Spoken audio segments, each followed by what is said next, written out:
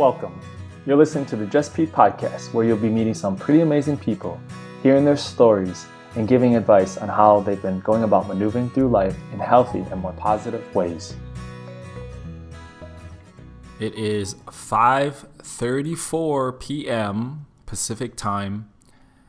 I am on Friday. It is Veterans Day. Recently, I was sent a Twitter message from a student in, I believe, Pakistan, and she is working on a book or a paper, maybe paper then book, regarding suicide. And she sent me a message and asked me if I would share my message, share my story about being a suicide survivor. And I've tried to sit down and write my thoughts, and which normally, because I like to write, usually comes out eventually. But because I've been enjoying doing the podcasts and the format of it, I decided, well, why don't I try to record about my story? It's going to be different. It's going to be a little awkward, I think, at first, because there's no one else there to ask questions. I just wanted to take some time and share my story. In a previous podcast, I had as one of my guests Sue Yang. And Sue shared her story and about losing her brother and just how the different experiences in her life have affected her today, and what she's doing to live her life and to overcome and persevere some of the difficulties that have been in her past. I thought it's a good time to share my perspective on the same or similar incident. Here we go.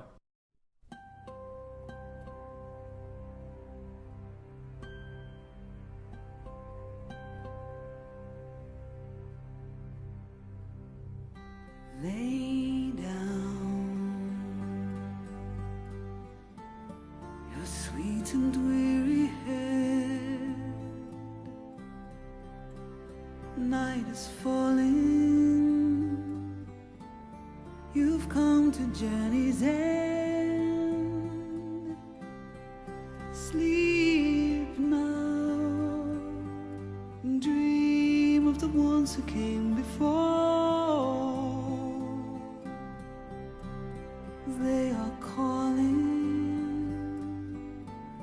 from across the distant shore. Why do you weep?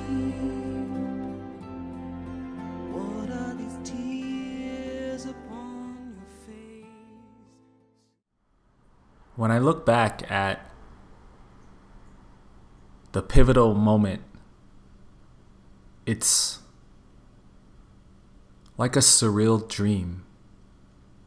Like, I know it came true, but even today, if I stop to think about it, it's almost like it didn't happen, but you know it did. I can't really explain it other than that. That's my best way of explaining it. It was in the early 2000s. I think it was 2003. I could have that date wrong.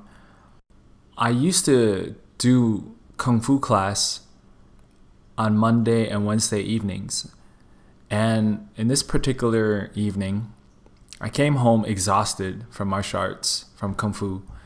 And I remember still wearing my tank top, my tennis shoes, and my Kung Fu pants. And I just fell asleep in my room. And I remember waking up to my dad saying, Peter. And I thought that I was dreaming, so I didn't wake up right away, but eventually I got up And I said to my dad, what is it? Almost upset at him because I was enjoying my sleep. He was like, Tiny is downstairs. And I believe he said something happened to Des. I remember rushing down the stairs so fast. Like, I've gone down those steps so many times. Never this fast.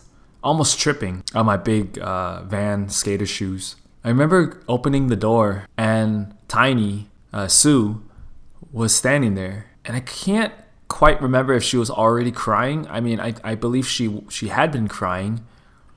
I knew she was sad. I knew something was bothering her. And then the first thing that she says is, Des is dead.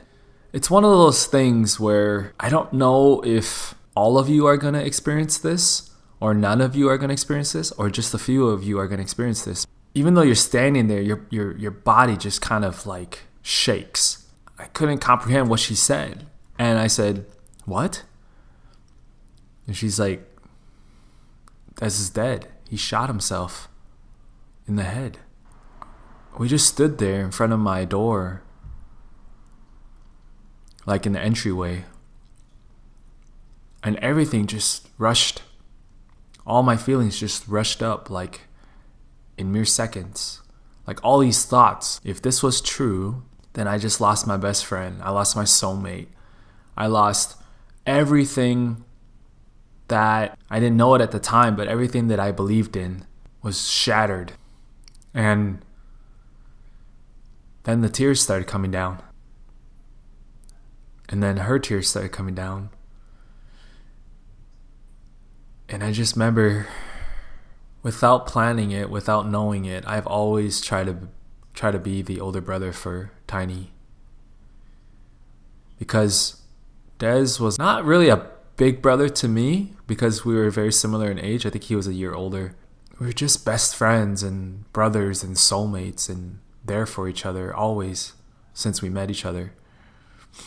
And I just remember how sad I was, but I knew I had to just be there in the moment for Tiny. And basically we were there for each other. I just knew that I had to just be there. And so we cried together.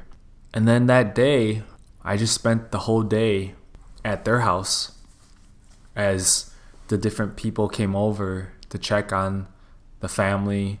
And it's the mom, Dez's stepdad, and Tiny. No one should ever go through this. There's just something, again, surreal about being in a space that you are very familiar with. You've been there a bunch of times with your friend, hanging out to eat dinner, playing video games, doing homework, working out, talking. Your friend's not there anymore, and out of the corner of your ear, you hear this faint sound about the details of his death, like the police report and just how he did it, and it's, I don't wish it for anyone, but it was something that I had to experience. And then just hearing about his life outside of what I knew of him, that was just something hard to take in at the time. After that, there was the funeral. One thing that I really remember about the funeral, besides how beautiful and how it was everything that you would want for your friend and for the people that were part of his life, the thing that I remember the last time being in his room, it must have been the wake or something, but we were at the house. There was a couple of family members just wandering different areas, different rooms of the house. And I remember being in this space and just having a moment for myself, knowing this will be the last time that I will ever be in this room. And this is the first time that I've been in this room without my friend. It's kind of funny how life shows you things, and it isn't till later that you start making the connections. Or if you choose to make the connections, you will see the connections. No matter how sad and how horrible things were at this moment in my life, I remember seeing this little poster ripped out of a magazine on the wall. It was a image of stars and the galaxies. You see, Des was into that kind of a thing. He was into space. He was into Star Trek more than Star Wars. I'm more of a Star Wars. He was more of a Star Trek. We had so many conversations about other universes and about other life forms and about how being human can't just be it. To think that being human was the highest form created or designed or made was ludicrous and was being really naive and almost selfish. So I remember the last time being in his room, having a moment looking at that picture, and I felt like no matter how bad this is gonna get, there's something really amazing about the universe. And it's only recently, the past 3 to 4 years, that I've started to allow this to manifest in me and really love and trust the universe. But at that time, I just felt a small comfort among all the pain, all the anger. I felt just a very tiny bit of comfort. Maybe Des was right. Maybe if we can not form attachments to this world, we might be able to enjoy it and see the true beauty that almost exists outside of our human form. I don't even know how I'm explaining this, but I'm just speaking from my heart and speaking from my soul. And that's what my friendship with Des of Wu Yang was all about. Two sentient beings in the same space, occupying the same space, loving each other, respecting each other, having empathy towards each other. And this has been my muse ever since I can remember. The backstory on how we met was when I was in 8th grade, going to 9th grade. My family was going through some very difficult financial strides. We ended up going bankrupt and having to sell our house. I remember having either one or two or many conversations with my mom and dad about moving, and I was pissed off at them. And it's not fair that a kid yells at their parents.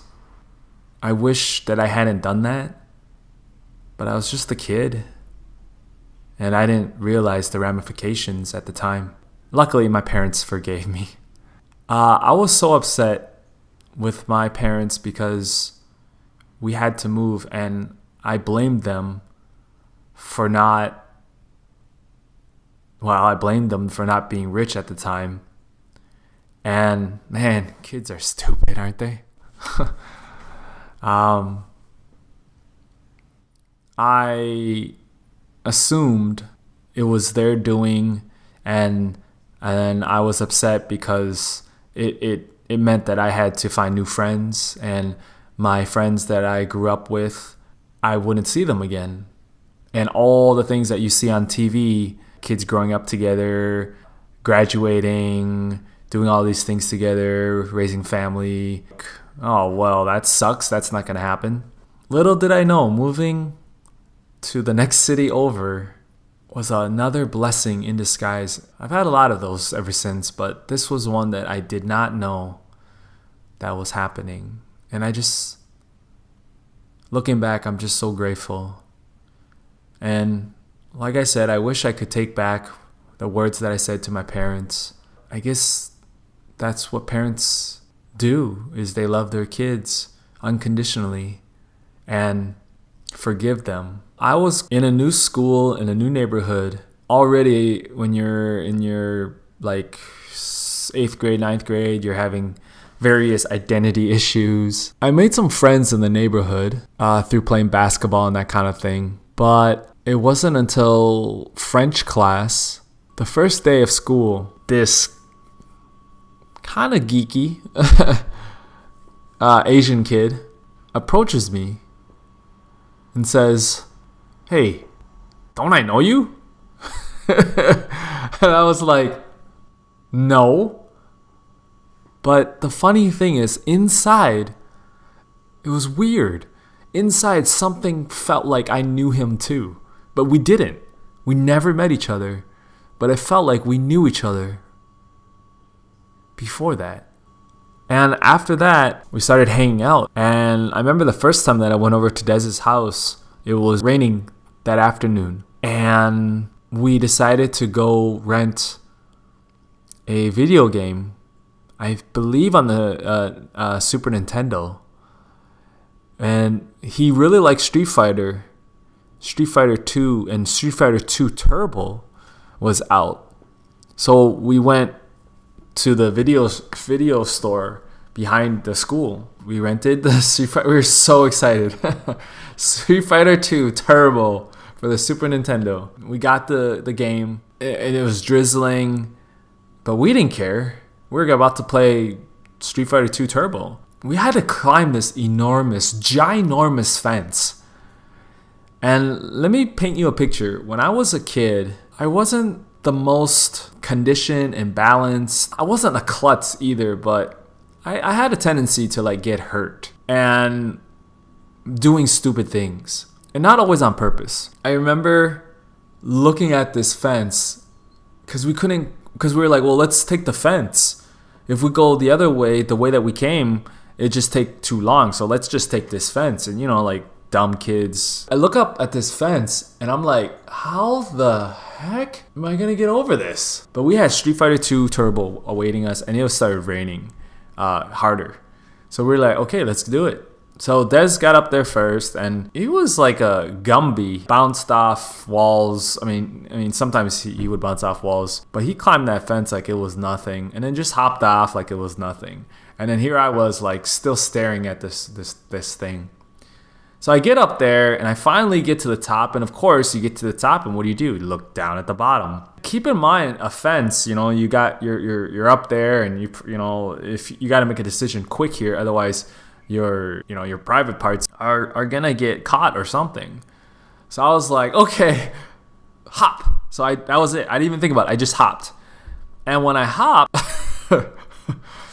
I fell, and I don't think I injured myself, but I believe I fell and got like mud on me. It's like one of those times when after you do it, you're like, man, I really shouldn't have done it. But you had to do it. So you did it. We started walking. Of course, I didn't know where he lived, and I didn't know the area either because I was the new kid in town. We were walking to his house, and we passed by the elementary school. And then all of a sudden, we see this kid. And at that time, it was a girl, but she looked very, what they call tomboyish. But at the same time, she was a girl. And Dez starts talking smack at her. He starts saying, I don't remember what he's saying, but he was picking on her. Dez, like, that's not cool, man. That's not nice. What are you doing?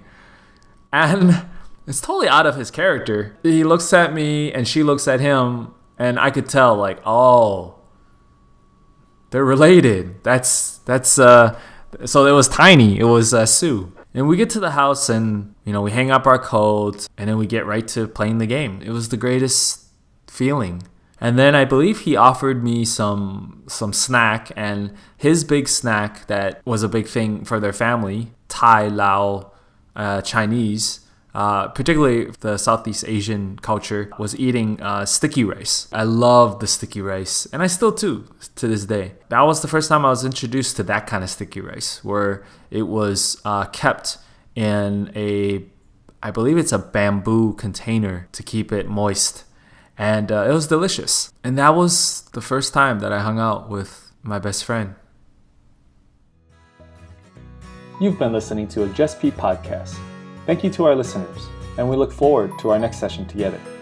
If you'd like to find out more information regarding this podcast or others, please go to www.justpete.org. All be inspired.